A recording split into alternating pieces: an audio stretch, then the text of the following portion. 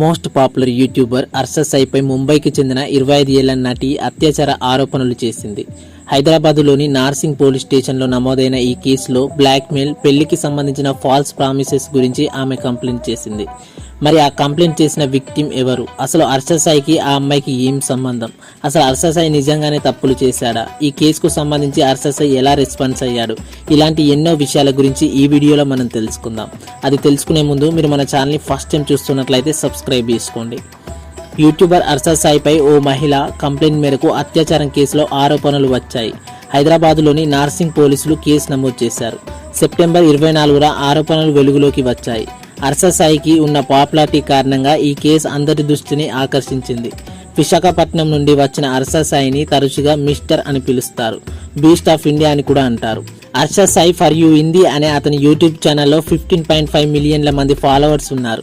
అతనికి తెలుగులో Arshad Sai for you అనే యూట్యూబ్ ఛానల్లో 11 మిలియన్ ఫాలోవర్స్ ఉన్నారు. అలాగే అర్షద్ సాయి గేమింగ్ హిందీ అనే గేమింగ్ ఛానల్ కూడా ఉంది. యూట్యూబర్ అర్షద్ సాయిపై అగనిస్ట్ అలిగేషన్స్ చేసిన ఆ అమ్మాయి గత ఏడాది అర్షద్ సాయితో కలిసి ఓ సినిమాలో పనిచేసిన ముంబైకి చెందిన 25 ఏళ్ల యాక్ట్రెస్. అర్షద్ సాయి తన న్యూడ్ ఫోటోలైన వీడియోలను సీక్రెట్ గా తీశాడని, ఆ తర్వాత డబ్బుల కోసం తనను బ్లాక్మెయిల్ చేసేవాడని ఆమె తన ప్రకటనలో ఆరోపించింది. నివేదికల ప్రకారం యాక్ట్రెస్ రియాలిటీ టీవీ షోలో కూడా కనిపించింది. ఇద్దరు మొదట్లో పరస్పర స్నేహితులు ఏర్పాటు చేసిన ప్రైవేట్ పార్టీలో కలుసుకున్నారు. అక్కడ వారు పరిచయం అయ్యారు. ఆ తర్వాత సాయి ఆమెను పెళ్లి చేసుకుంటానని వాగ్దానం చేయడంతో వారి సంబంధం మరింత దగ్గరైంది. ఈ తప్పుడు పెళ్లి హామీతో తనపై అత్యాచారం చేశాడని మహిళ ఆ కేసులో ఆరోపించింది.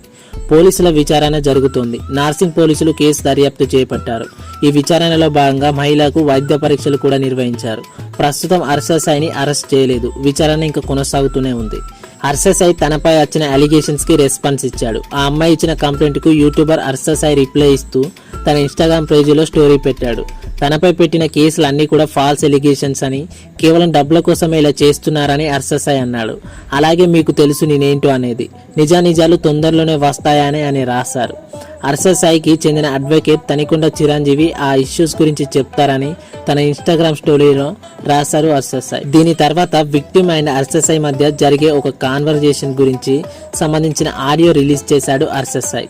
ఇలా ఒక 4-5 ఆడియో కాన్వర్జేషన్లు సోషల్ మీడియాలో చాలా వైరల్ అవుతున్నాయి. ఈ ఆడియోస్ విన్నవారు అసలు తప్పు ఎవరు చేశారో ఎవరికి అర్థం కావట్లేదు. దీనికి సంబంధించిన అసలు తప్పు ఎవరు చేశారో తెలియాలి అంటే అర్షద్ సాయి మాట్లాడవలసిన అవసరం ఖచ్చితంగా ఉంది.